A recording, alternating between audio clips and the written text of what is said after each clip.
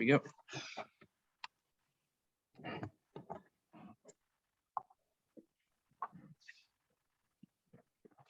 Happy Wednesday to everybody who is joining our roundtable discussion this morning.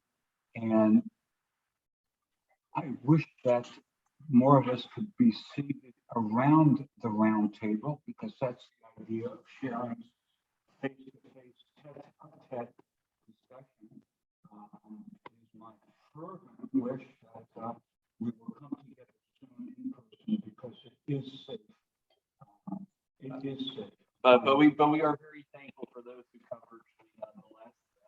We are very thankful, absolutely, very, very thankful and appreciative of your interest and share the enthusiasm that my co-presenter, Rabbi Kurtz, and myself have for traditional literature, classic literature, and of course, the most classic literature for Torah, Navi, and Kesuvim, Torah prophets, and the writings of the scriptures. I wish to dedicate this particular program in view of the fact that it is Black History Month, month of February, traditionally, to a great American, a great leader, spiritual leader, by the name of Joachim Prince, P-R-I-N-Z. You can look him up. He was a rabbi in Berlin before the Holocaust. He came to the United States, and he marched with Martin Luther King in 1963, March on Washington, and made what is, in my opinion, one of the most profound, beautiful speeches to America, pleading that we come together as a people, that we have a shared experience of slavery, of bondage, crossing the seas together, which is the poem that we will hopefully get to today or next time, by Langston Hughes. And he said the great crime is silence, that people do not speak up and people do not talk to each other.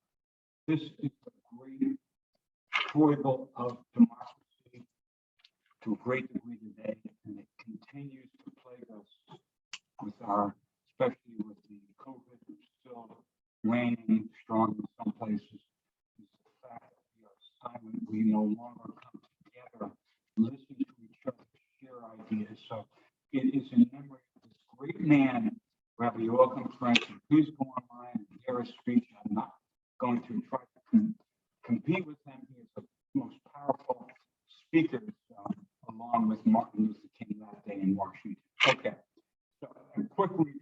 What we intend to do today is get to the crux of a great piece of Black fiction. Black fiction being very, very short literature, which has many allusions, so A-L-L-U-S-I-O-N-S, many hidden references, many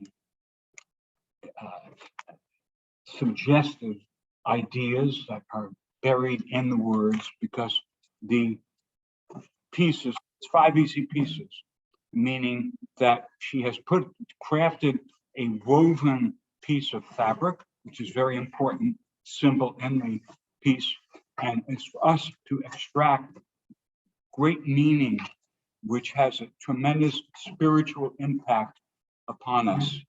And I want to welcome Stuart, who is joining us, and we're now 4 people around the table, and God willing, we'll have more people in the future. Okay, so a quick review for those of us who may not have been here or not had a chance to review this piece. 5 pieces showing different aspects of bread, using one of the most basic commodities that we deal with every day. And paragraph 1, basically, very briefly, is abundance. There are 3 different types of bread here. Imagine a kitchen just full of all the delicacies that you possibly can have, courtesy of 613, courtesy of Seasons in Scarsdale, and just abundance, so that you don't really appreciate bread. Bread is just a given commodity. we're living in very abundant times right now. Those of us who are living in Fairfield County to a great degree, living the good life. And some of us are struggling. Don't get me wrong. There are many people who are on breadlines, and there are many people who sleep in shelters in Fairfield County. So the first paragraph is one of abundance. Second paragraph is putting yourself in a room where it's very primitive. You have dry mud walls. It's indicative of a very primitive culture, almost in the heart of Africa. I've suggested the heart of darkness last time, and I further discussed that with Rabbi Kurtz. Marlowe in the heart of darkness describes the brutality of the white trader extracting ivory from the native Africans, and how the natives are treated like inhumans. They're treated like apes and less than human, and they're displayed in public jails, and that's basically what's happening here. You have two people. There's enough bread for only one to survive, and one is younger, one is older, and person is rotting, filthy. There are maggots around, swollen belly, swollen from malaria, swollen from disease, rather, swollen from surfeits, which paragraph 1 suggests. So that's what we have here. Who gets that piece of bread? We will discuss that. Rabbi Kurtz has some pertinent Talmudic allusions that we'll discuss that. Third one is prison, that we are in prison, that this person is in prison. Person has a secret that will allow perhaps people to be freed. And if he does not reveal the secret to those who are in power, then he is withheld bread, he is starving, he will starve to death. And there is a pertinent Talmud that we'll discuss there as well about being in prison, that you cannot get out of prison by yourself, that you need help, outside help. But that again is Rabbi Kurtz has prepared a lot of good material on that. Fourth one, the two sisters. Okay, one sister is young and she has 5 children. She's a widow, and the older one is a queen. She's living a very lavish life, and the young one comes to her and just, give me a mouthful of bread so I can feed my children. And the rich sister says, I do not have enough for myself. And she drives her away from the door. Okay. Husband comes home, husband, the king, the prince of this household, and he's hungry, he's going to cut himself a bread. And when he made the first cut, out comes red blood. Okay, it's the German fairy tale. Now, the most enigmatic of these paragraphs is paragraph number 5, in which you got this loaf of bread that's floating a foot above your kitchen table. Table is normal, there are no trapdoors in it. A blue sea towel floats beneath the bread. That's a very important symbol. The towel becomes the cloth that in paragraph 2 was polluted and dirty and filthy and really shouldn't be used to bring down the temperature of this sick sister. This is a blue sea towel, very blue, very calm, very blue, floats beneath the bread. So you've got bread that's floating, no strings attached to it. You can pass your head. There's prestidigitation. There's magic, some type of magic going on here, some type of metaphysical experience. You didn't touch the bread though. So what stopped you? Okay. You didn't know whether the bread is real, whether it's hallucination. What's going on here? Perhaps I, Margaret Atwood, I've duped you into saying this. So what is Margaret doing here? And here is what I think is the crux of these 5 pieces. Before I get there, is there anybody who wants to question anything I've said or has an idea as to why in the 5th paragraph, which is crucial to this brilliant piece of spiritual literature. Anybody have an idea what's going on? Anybody want to question anything? Yeah, I just want to jump in if possible. Sure. Well, I just wanted to note, you said sea towel, it's a tea towel. Also, it was interesting that you added a lot of details to the fairy tale. Can you hear me? Well, we have, I can hear you now. Go ahead. Okay. So yeah, I just wanted, so it was interesting that you added a lot of details to the story of the two sisters, because you made her into an older queen and a younger widow. There are no details in here, maybe in the original German fairy tale. Yep.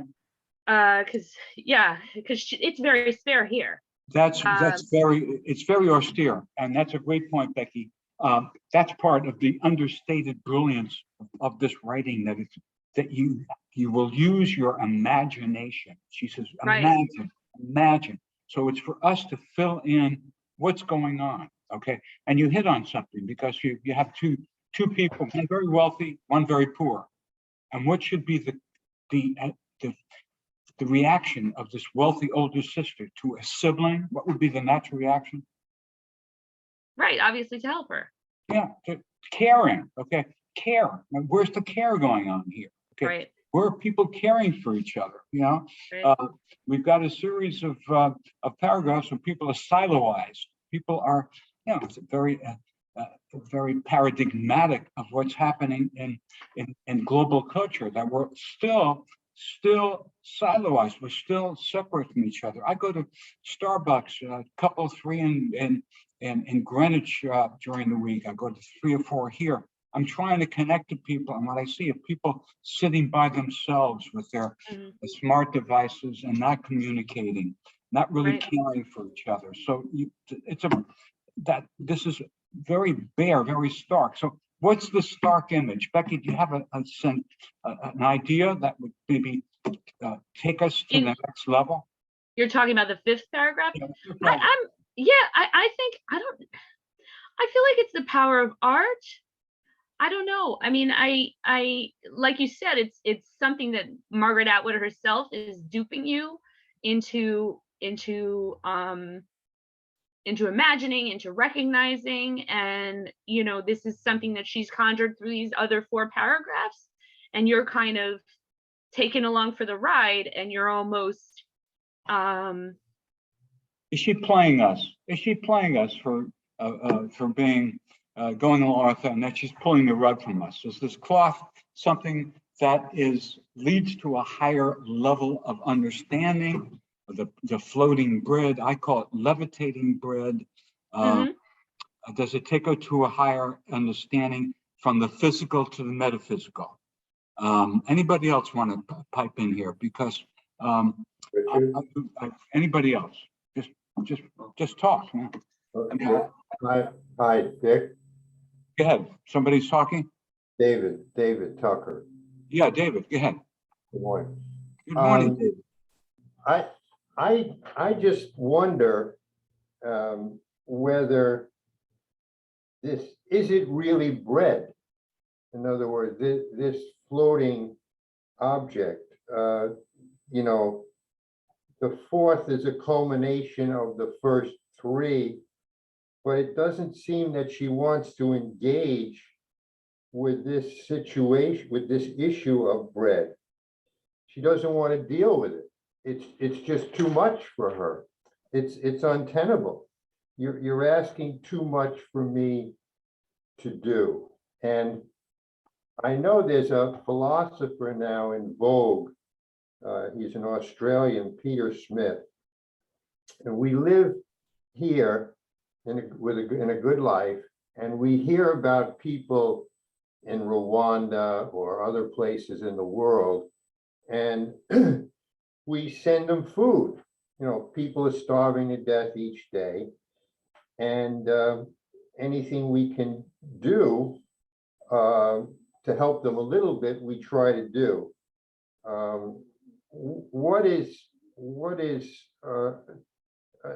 We enjoy so much in this modern life. he says the only thing to do now is to live a minimal life. In other words, just take care of yourself, the bare necessities, your family, and the rest you should give away. You know, it's just incomprehensible how much money people have, and they go to the moon or they go out of space, and they don't, you know, without every person who doesn't have the bare minimum to help everybody out has to answer for that indictment. Dave, you make a great point, and I think that goes along with her understated language that we're living in such abundance. I can't tell you how much abundance I am surrounded with between my working in Greenwich every day, living in Stamford. I have friends that I communicate with daily in Westport. Very, very wealthy communities. What is being done in our synagogue, for instance, there's the Shoke Jewish Family Services, and they do have a bin where people are encouraged to bring food for those who are starving. And some people are getting the message. I mean, it's there. There are people who are getting the message and very quietly donating a lot without having to call attention to themselves, which again is a minimalistic approach. It's not about me, it's about you. I think it's a bit much though I think it's a bit much to demand that everyone live a minimalist life and donate all else. That's not what's required of us by Jewish law. I mean, you know, Jewish law specifically says don't give so much that you yourself are destitute. You know, it's a balance. It's, you know, the rich sister doesn't have to make herself poor. She just has to share her bread. You know, that's what I'm getting out of it. Well, that's the bare minimum. That what you're saying is that's a bare minimum. I'm not saying, you know, maybe equalize more than make yourself minimal. A golden mean. If we could use what you're saying, compare it with Dave, with what Dave is saying, is find a golden mean. We have the gold, share some of the gold, but we don't have to show it lavishly by showing others. We can do it in ways of just reaching out to people, calling them, people that are sick, people that are homebound, people that are hungry. This is, you know, going beyond the comfort zone that we're all siloized in. We're living very comfortable lives, and we take it for granted that other people are similarly, but that's not the case. And I think that's what she's saying here. We're living in a culture, we have to care for each other, and each one has to define. Let me come back to this. We can spend a lot of time on this, and I really appreciate Margaret Atwood and you guys for showing up and continuing to offer your ideas. But let me be very specific. What she is hinting at here, again, it's a hint, is that bread is used in a metaphoric sense. It is not, like Dave says, it's not bread itself. She's talking about caring for other people. She's turning what you have and elevating. We, in our tradition, we elevate bread. We take it for granted that we have grain, we have yeast, we mix it with water, and it rises up. This is a miracle. So is bread tzedakah? And so tzedakah is part of it too. I mean, you raise what was given to you, and you know, you can say that you did it all yourself, but you can say that there's a greater force that is giving you in abundance. But what she is saying here is that in Christianity, there is the ritual, the rite of transubstantiation. You take a simple wafer, you take blood, and you are transported into another being. It's a metaphysical process, okay? That's what the Christians have done. They've taken our motzi lechem in haaretz, raising up bread from the ground, and they've used it to worship a deity, if you will, okay? It's a trilogy, a deity. What she is hinting at is that we understand that bread is not a simple commodity. It is something that needs to be shared with other people through prayer. Prayer is one way of elevating what you have and getting closer to a higher being. And that is what she is getting at here, that there are no strings attached here.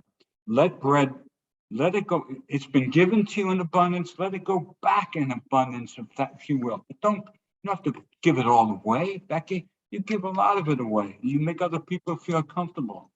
And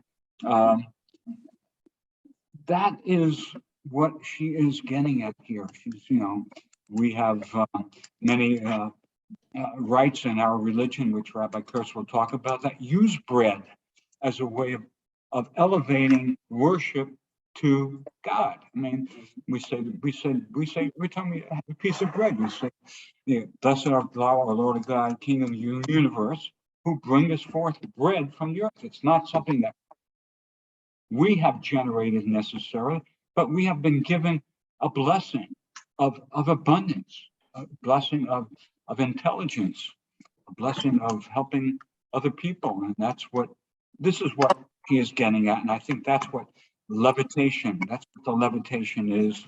Hasidim get into it. Not to the same degree as Christianity. You don't take bread and Yes. turn it into the body of the deity. Yes. But we do have certain halachas like a fresh challah, which if you make a big enough batch of dough, you're actually supposed to consecrate a portion of that dough and you give it to the priest, you give it to the kohanim. So to a certain degree, it's not just when we eat bread, but we're also going to consecrate bread in our own religion and we give it to the priestly class.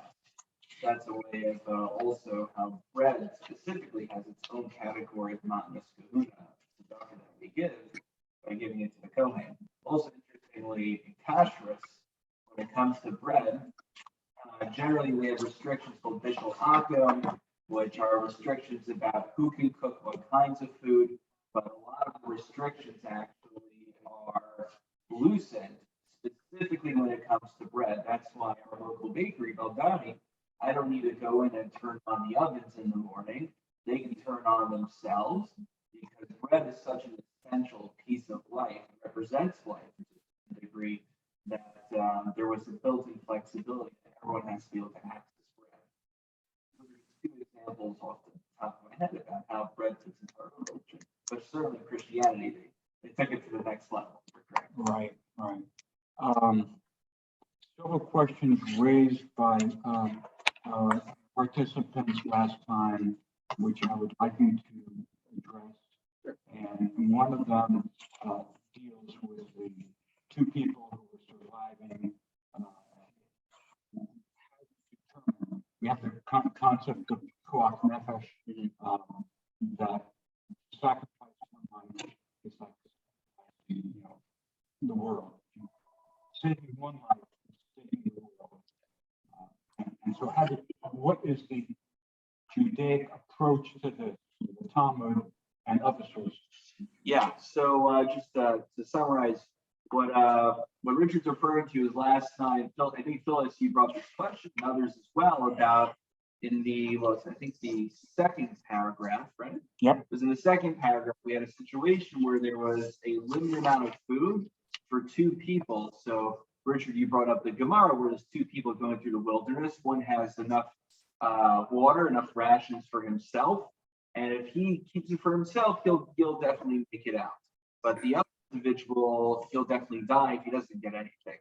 So we say in halakha chayecha kodmin, that your life comes first. What that means is like think about God forbid an airplane is having issues and the masks come down. So the rule always is you put your oxygen mask on first, and only after that you proceed to help the person next to you. But contrast this actually with the Gemara in Sanhedrin, which is a classic piece of Talmud that says, if God forbid someone threatens my life and says, if I don't kill Shimon over there, then he'll shoot me instead. So I'm not allowed to take active measures to kill somebody. The difference is passivity versus activity.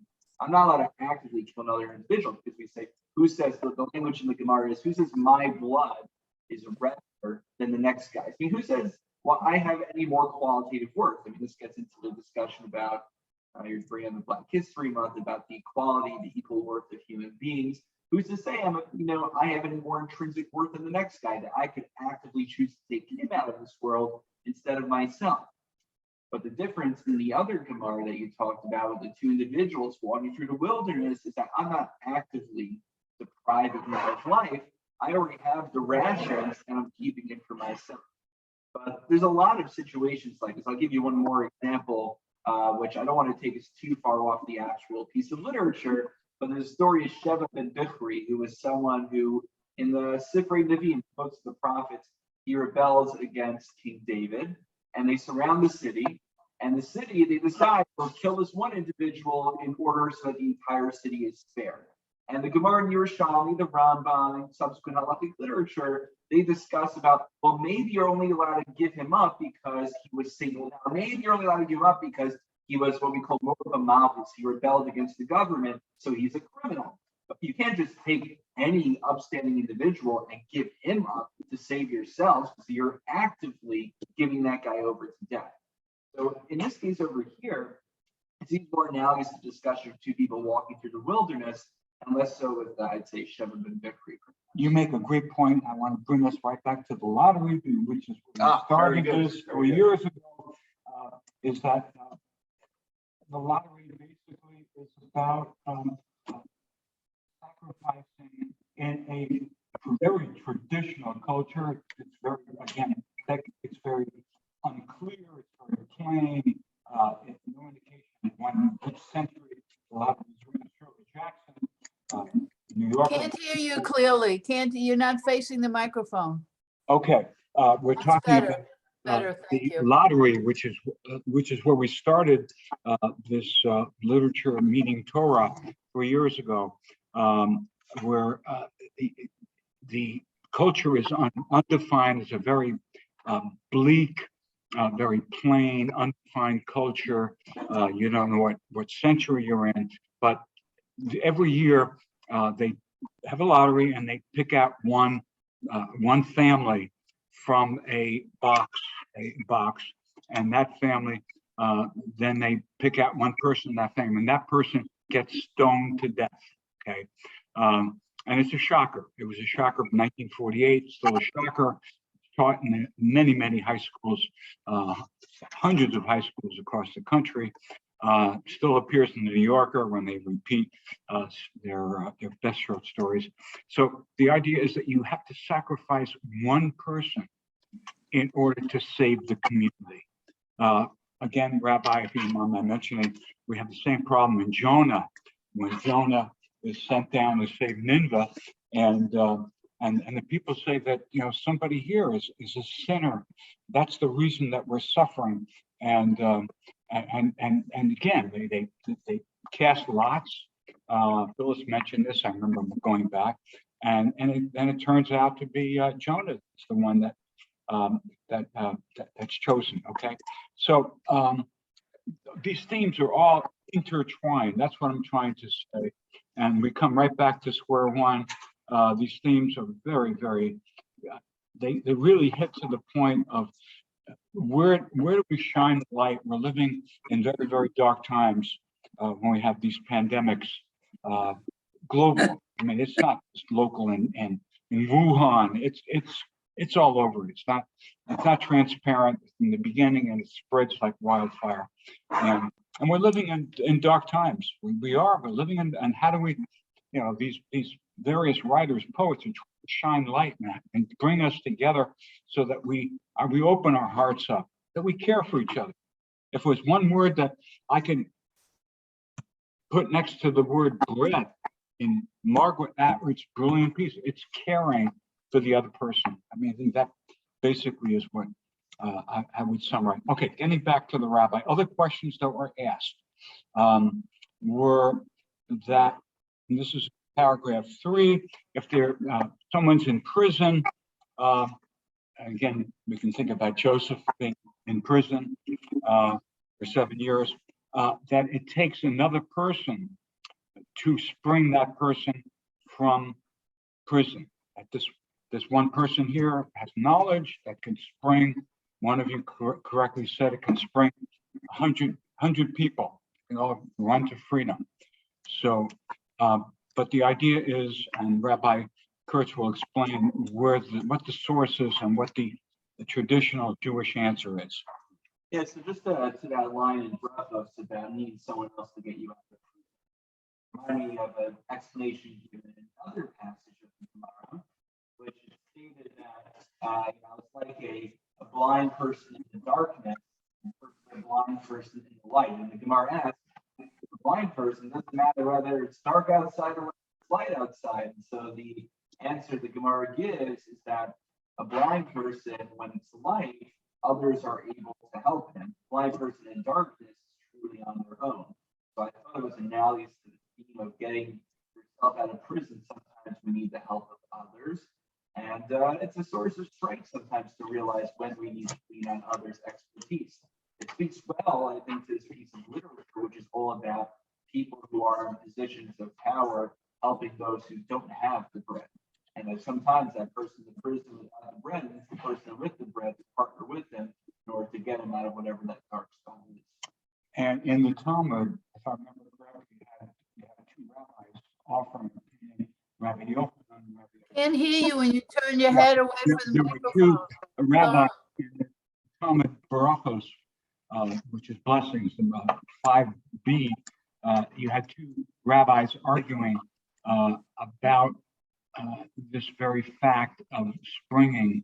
And what happened is you have one rabbi who is very, very sick, and another rabbi Rabbi Yochanan comes to ask him questions. And as a result of him asking questions, this Amora, very high level rabbinic authority, is cured. And what happens is the rabbi who comes to cure him then becomes sick. And then another rabbi comes and asks questions to this first rabbi. And of course, the question is, why does this first rabbi, why does he suddenly become sick?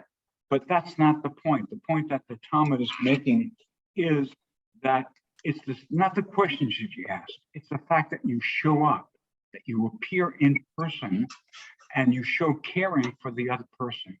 And that is what does the curing. And the doctors, were surrounded by doctors here today. I'm very happy to be a number of doctors. And I come from certainly doctor royalty in my family. My father was the ultimate caregiver, unbelievable.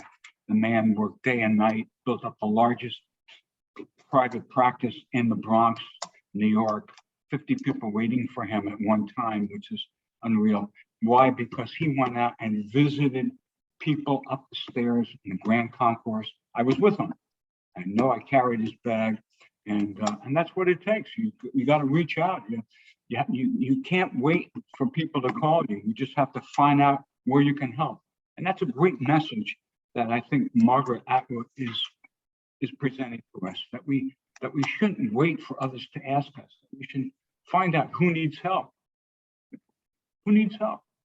We all know people that may or may not need help, but we should ask. Ask those who are in authority, rabbis, leaders, spiritual leaders, civic leaders, clubs, members of clubs, members of gyms. I mean, there are all kinds of ways of reaching out to people, and I have been blessed by having great role models in my family. Great role models that I cannot shy away from. And I'm a low-key person. That's the way my dad was. My grandfather was. Came from 40 generations of rabbinic tradition. They all kept it quiet. They were very low-key, and that's what this is about. Do we have any more comments or questions from you guys that you feel are unanswered, that we should turn to? The other major theme that I think Margaret is hinting at is the idea of change and transformation.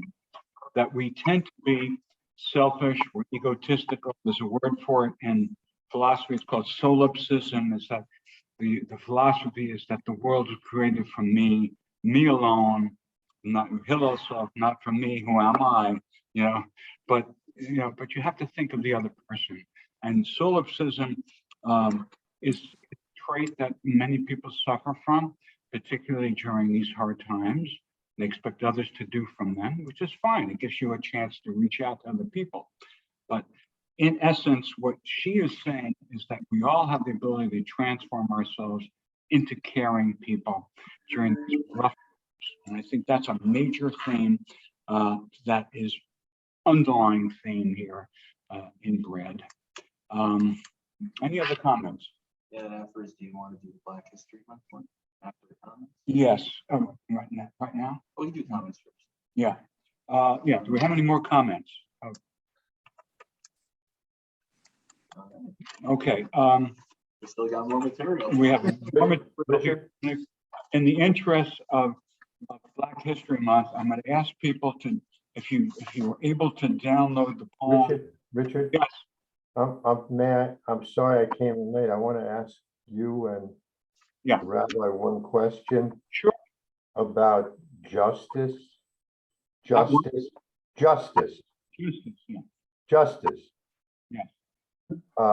And is there that issue in this poem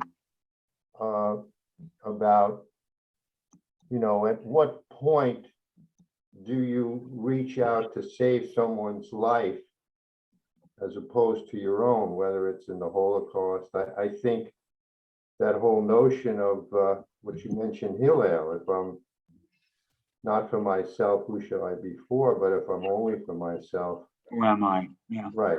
So what is that issue of, in other words, justice to me, it seems to be it's in the eyes of the beholder.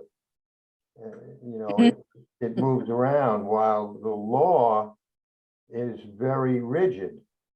So that if you're on a jury, for example, the judge tells you the law and it's strict, and if these three things come out in this case, then you have to convict the person. Or you're a policeman, you have to know if it's written the right way. But justice is a different, I mean, am I looking at it the wrong way? Well, Rabbi Kurtz. if I think I understand what you're saying is that there's a tension between the letter of the law and between ethics and how things ought to be. So, am I understanding that correctly, that tension? Yes. And very briefly, there's a lot of literature, a lot of ink spilled on this in Jewish philosophy, but if I were to break it down to its most basic points, there's something that we call halakha, which is Jewish law, and then what many have termed meta halakha, which are overarching ethical principles. So for instance, in monetary law, what we call choshen mishpat in Hebrew, that's financial laws, deals with torts, deals with criminal crimes. Mm-hmm. So there's the halakha, which is the strict letter of the law, but there's an imperative, what we call the sisa hayasher v'hatov, that God commands us to still do what is upright and what is ethical. And what that means, and there's other similar statements in the Torah. The most classic example is Kedoshim Tihiyu, which says God commands us to be holy just like Him. What the Nachmanides, what the Ramban medieval commentary says on that is that don't be what's called the menuvel b'reshus HaTorah. Don't be someone who takes advantage of the laws. Because someone who knows the laws well enough, they could find loopholes and they could twist it to an end that is not just. And because of that, was built into the Jewish legal system, there's a principle called hefker based in hefker, which gives the rabbinical court the power to override a ruling if they see it's going to be an unethical outcome. Someone took advantage and abused the law. They have the power to put the money in the hands of the person who justly should be owning it. So they often don't want to use this. It's like a last resort, but it's there specifically to address those few instances where the law in general is supposed to be ethical, but the law addresses broad situations. It's generalities. That's how law works in any system. So we're given a certain degree of flexibility in order to amend any breaches of justice that could come up. That's the very brief distillation and overview. Thank you. Dave, you asked a great question, and we could spend Yeah, it's gonna a be whole so fast. session just on that. I appreciate you raising it up, and I thank Rabbi Kurtz for addressing the issue. There's one other insight that I had, and that is that who really frees us? Okay, I'm not talking about it being freezing outside.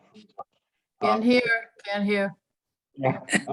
Who is the ultimate controller of the universe? Okay, and in traditional Judaic thinking, it's God. It's God and His angels, the Lord of hosts.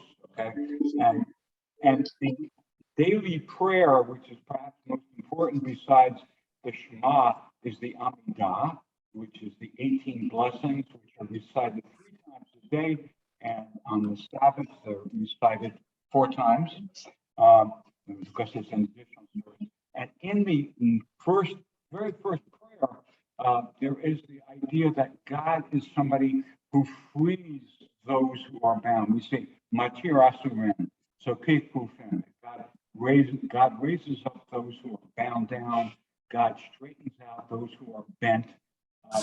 So we have a tradition that nothing happens random in our religion. There are causes. I mean, we studied Sanskrit literature, the idea of karma. There are causes that, we bring a lot of causes upon ourselves. We don't control it because we have parents that bring causes. And we have to realize that man does not live by bread alone. That man does not live by bread alone. There's something much higher. David, justice is counted in men's strict law. There's the law of mercy. And that's built into the daily prayer too, that God is the God of mercy. If I want strict justice, yes, strict justice. You do something which is blatantly violent, blatantly wrong, you will suffer the consequences. Okay? There's no remedy for that. The ultimate remedy, of course, is, which we haven't spoken about, which is a whole separate topic, is tshuva, which is repentance. And I think she hints at that we have avenues to correct our behavior, aberrant behavior. You go to people who are spiritualists, people who are clergymen, and try to find, how can I change my aberrant behavior? And that's very much what her message is. I mean, she has a lot of messages here, and I think I'm very glad that I stumbled upon this by accident. I asked some brilliant teachers in Greenwich, what is the best example of short section, and they came up with this invariably, and we can see why. We can go on and carry this in many different directions, but I won't do that. I'll just add on one quick thing before we go to the next poem. I like that you touch on the notion of repentance, of tshuva. David, that's another good example to your point. You see, there's what we call din and rachamim. There's strict justice, strict judgment, and there's mercy. The whole notion of me being able to repent for a sin, really, if I commit a crime, in American law, I could show remorse, but if I commit a crime, and generally I'm charged for it. So the notion of being able to repent and to earn God's mercy is actually something that's beyond the strict nature of the law. That's what we call rachamim, divine mercy. So that's a good example of where there's, again, that tension. There's something that can supersede where law cannot reach.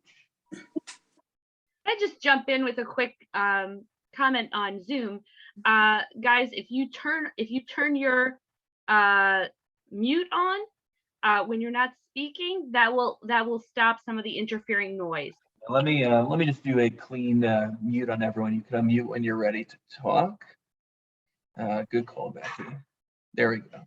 All right. Well, it's a good transition point anyway, because I think we're going to do the next poem, right? Poem, yeah. Okay. So I chose a poem which has some very strong connections to us as a people, as a nation, as a global community, because we are nation, this pandemic has shown how interrelated we are, not only with the pandemic, but with what's going on in flooding and fires, in air pollution. We're all connected here. No one can think about only himself. And so I chose the Negro Speaks of Rivers. This is an early poem written by Langston Hughes, who is barely 20 years old, and one of the editors of a Black literary magazine came across him, and he said, "Who is this man? I mean, it's brilliant. I want to meet him." And so this poem basically catapulted Langston Hughes, who is a great visionary. He's a poet, he's a novelist, and above all, he is a social activist. This is a man that would march to Selma. If it was today, he would march to Selma. He would go to Washington. He would stick up. He would be out there, and I think that is part of his message here. He says, do we have somebody who wants to read it? I see Ruth is there. Ruth hasn't. Ruth, would you like to read it? You can unmute her. She's able to unmute. Okay. Ruth, if you can unmute. I don't know if she has the text in front of her. Yeah. Do you have the text, Ruth? So Becky put it on the, Becky put. Ruth, I added a link to the poem in the chat. So if you just open up the chat and click on that link, that will give you the poem. Thank you, Becky. Maybe we'll get her for another paragraph or something. Do we have a volunteer that would like to? Okay, sure. Becky, you're. Okay. I don't really understand the poem, so I'll be happy to read it. Okay. It's called The Negro Speaks of Rivers. I've known rivers. I've known rivers ancient as the world and older than the flow of human blood in human veins. My soul has grown deep like the rivers. Do you want me to continue? Any comments from anybody here? Anybody have any insights as we go along? Don't just raise your hand and we'll unmute you. And Becky, you have any questions? Or you want you? Perhaps I mean, I just think the words are beautiful, but I don't really see. I don't really understand the deeper meaning, I guess. Okay. It's a short one. It's a short one. Why don't you complete it? Go ahead. Yeah. Sure. I bathed in the Euphrates when dawns were young. I built my hut near the Congo and it lulled me to sleep. I looked upon the Nile and raised the pyramids above it. I heard the singing of the Mississippi when Abe Lincoln went down to New Orleans, and I've seen its muddy bosom turn all golden in the sunset. I've known rivers, ancient dusky rivers. My soul has grown deep like the rivers. Okay. Rivers. What's the metaphor of rivers? The metaphor of rivers is, of course, the concept of continuity, of longevity. The Black nation is a nation of people of longevity. I mean, there are many people that say that the Queen of Sheba was of the Black nation, that many of our ancestors came from Africa, okay? And so this is a poem of fluidity. It is showing the connection between various cultures, that from the Black culture has evolved white culture, that there are many African nations whose cultures are very advanced, that have universities, that have Nobel Prize winners. So the Negro speaks of rivers. And why does he use the word Negro? That puzzles me. When was this written? Was it pejorative at the time? It was pejorative. Yeah, it was pejorative. Written in the 20s. You're looking at Ku Klux Klan, where they used the N-word. But I think he's using it in order to show that you guys may think of us as lowly N-type people. Ku Klux Klan. You know, we're going to round you guys up, and we're going to lynch you. That's the history of the Klan. We're going to burn crosses, and in the name of our Savior, we're going to save our people by burning an inferior look, we are perceived as being inferior, okay? But we are part of a culture that goes back to biblical times, okay? We know that our people helped build the pyramids. He's basically saying that our people were dark skinned. The Egyptians come from a dark skinned culture. They were African citizens. And so what's flowing in us is flowing from different cultures. We come from a common source. And my soul has grown deep like rivers. I have a tremendous. You can't belittle me. You can't belittle me. I'm composed of men. Just like I say, I'm proud of myself because I had 40 generations of rabbis. But so what? I mean, there are other cultures that also have clergymen that have many generations behind them. So who am I to say I'm better than you? I mean, he's saying, look, we're all very important here. I have a soul like you have a soul. You can't tell me that I can be locked up like in heart of darkness. The image is so powerful. When Marlowe was reciting, the narrator of Heart of Darkness, Joseph Conrad, talks about right in front of him, the manager downstream has a big outdoor jail, and he's got these black inhuman people in there, like chimpanzees. I mean, this is the way the white culture has treated the black culture for eternity. It goes on and on. I bathe in the Euphrates. I go back to the Euphrates, just like you Jewish people. You go back to the Euphrates. We know the Euphrates, and his people knows the Euphrates too. When dawns were young, that goes back to when we have written material from that time. I built my house near the Congo, and it lulled me to sleep. Again, we had primitive. We come from very primitive, simple, if you will, Dave, very simple, bare necessity type abodes. We don't have to have fancy mansions, okay? I built my house near the Congo. We survived, just like everybody else. And it lulled me to sleep. I was very comfortable. I led a comfortable life for a while until somebody showed up. And it was Belgium, France. They claimed my people. I looked upon the Nile and raised pyramids above them. You know, my people built it along with your people. We all built the pyramids together. How do you make sense of the structure? The Can I- structure. Okay, the rabbi says about the structure. Okay, Dave, you have a question? No, No, Rabbi, I don't want, go ahead. I wanted, now, when you said river, now, river and rivers are very important. Number one, they provide water, they provide fish and transportations. And a community need these things to survive. Like bread, yes. Like- You understand? And and you have rivers in Africa, United States, and so forth. Those are very powerful.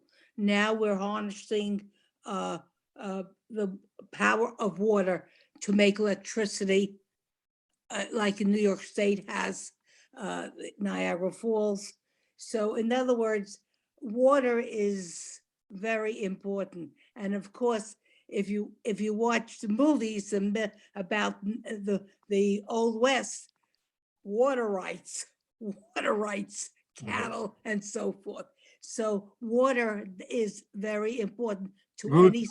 I fully agree with you. Let me just take it one step further. That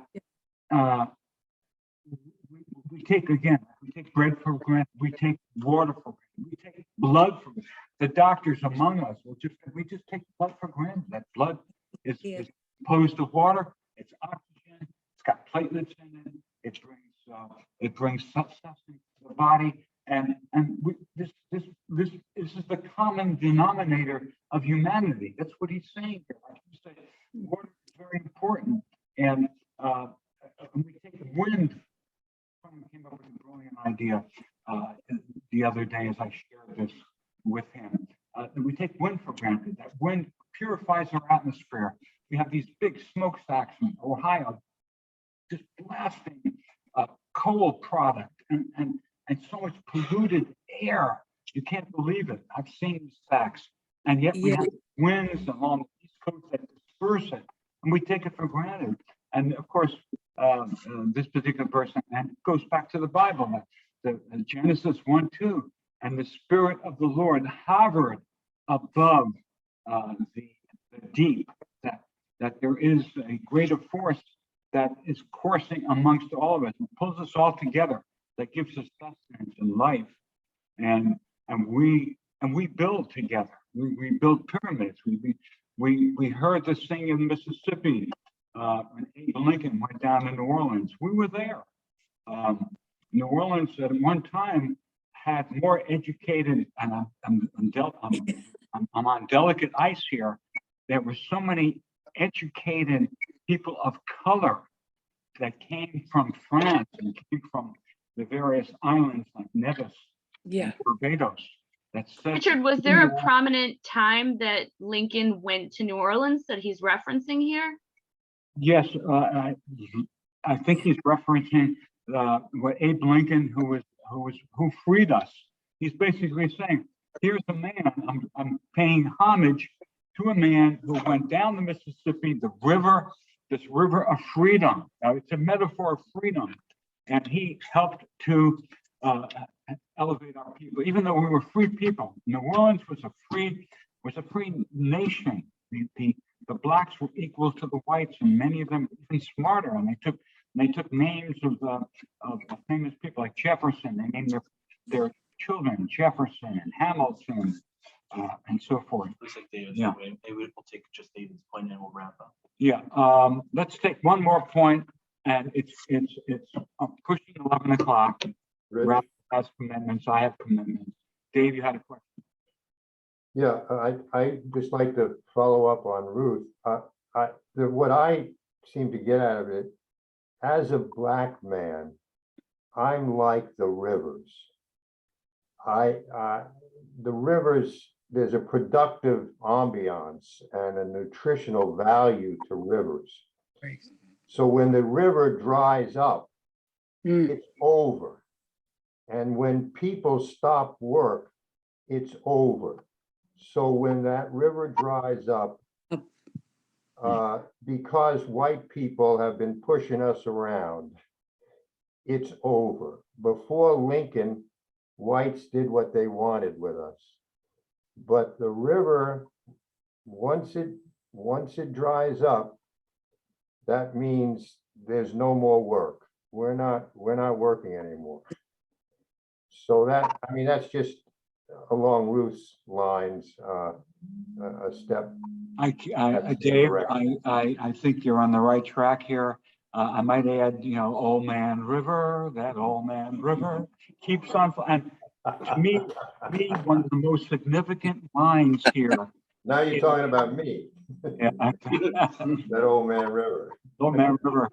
One of the most significant. He's seen its muddy bosom, all golden in the sunset. That put me down. You treat me like mud, but I'm telling you, my people are golden. They've eaten from the golden apple just like your people have.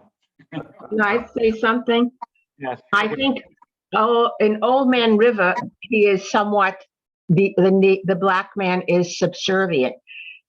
He's it's a kind of a cry, but Langston Hughes is in his poems there is something militant, and I do know that some of Langston Hughes' poetry there's a militancy,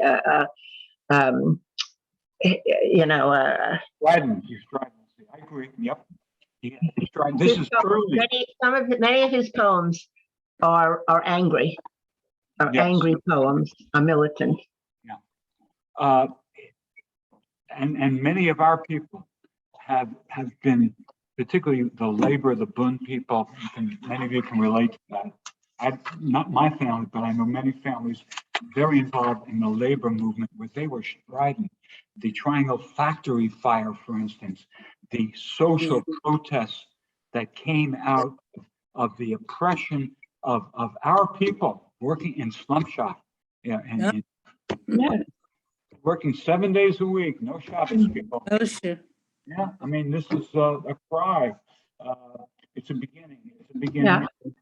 I appreciate everybody coming. Next time, we will pick up with Simon and Garfunkel, who's one of them is a classmate. Dave and I both attended school together. And Garfunkel was our classmate. Oh, I didn't realize Yeah. that. And That's interesting. so we'll talk about that. And we'll also speak about the Beatles, George Harrison. I've got something, you know, Then a little more musical. yeah, a next little bit musical, Father Mackenzie, and some more, and Beatles, Beatle lyrics. Great. Thank you, Rabbi. Sure. Thank you, Richard, for your Yeah. expertise. Thank And you. to all of you for coming and sharing your thoughts. Thank you, and bring your thoughts and ideas for further reading.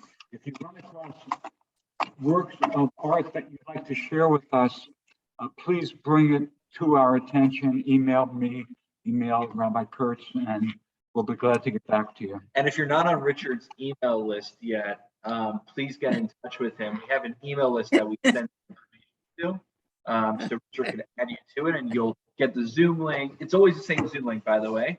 But you get the Zoom link, you'll get all the links that you need in order to be ready for the session. All right? Thank you. All right. Take care. Thank you. You put it on the daily. We haven't scheduled next one, but we'll send out a date We today. will.